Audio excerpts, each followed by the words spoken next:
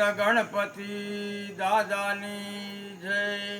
વક્રતુંડ મહાકાય સૂર્યકોટી સમપ્રભા નિર્વિઘ્નમ કુરુ મે દેવ સર્વકાર્યસુ સર્વદા. વિઘ્નહર્તા ગણપતિ દાદાની જય. ગણપતિ દાદા પ્રથમ પૂજનીય કેમ છે? ગણ એટલે શું? ગણ એટલે સેવક અને પતિ એટલે સેવકના આગેવાન. જ્યારે ભગવાન શિવના અનેક શિવ ગણો હતા, પરંતુ માતા પાર્વતી માટે અલગ ગણો નહોતા. ત્યારે જયા અને વિદ્યા અને માતા પાર્વતીના બીજા બહેનપણીઓ હતા.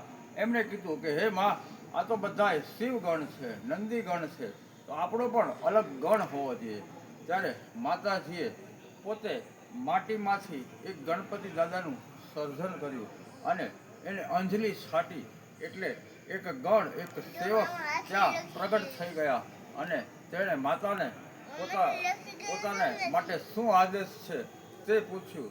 ત્યારે માતાએ કીધું કે તમે અમારા કક્ષમાં પહેરો ભરો અને સેવા કરો.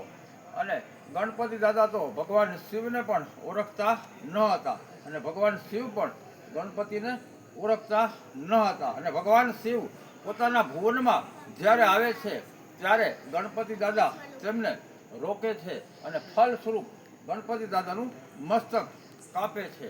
પછી માતા પાર્વતી ખૂબ જ કૃપાયમાન થાય છે અને જગતમાં પ્રલય કરી નાખવું તેવું કહે છે.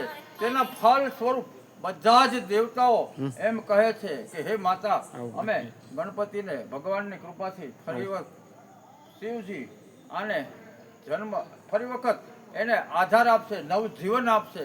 અને ત્યારે હાથીનું મસ્તક ગણપતિ ઉપર લગાડવામાં આવ્યું અને ભગવાન ગણપતિને આ જગતમાં કોઈ પણ દેવ કાર્ય માટે પ્રથમ પૂજનીય બનાવવામાં આવ્યા.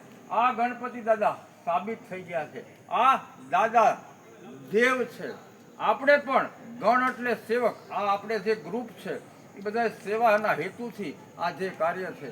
એટલે આવડા મોટા ગણપતિ તો આપણે નથી, પણ નાના સેવક ચોક્કસ છે. ગણપતિ દાદાનો અર્થ છે કે સમાજની સેવા કરવી અને માતા પિતાની સેવા કરવી, એટલે પ્રથમ પૂજનીય છે. ગજાનંદ ગણપતિ દાદાની જય. ઓમ નમઃ પાર્વતી પતય. હર હર મહાદેવ હર. જય માતાજી. આ પૂરું કરો ને હાર આમંત્રણ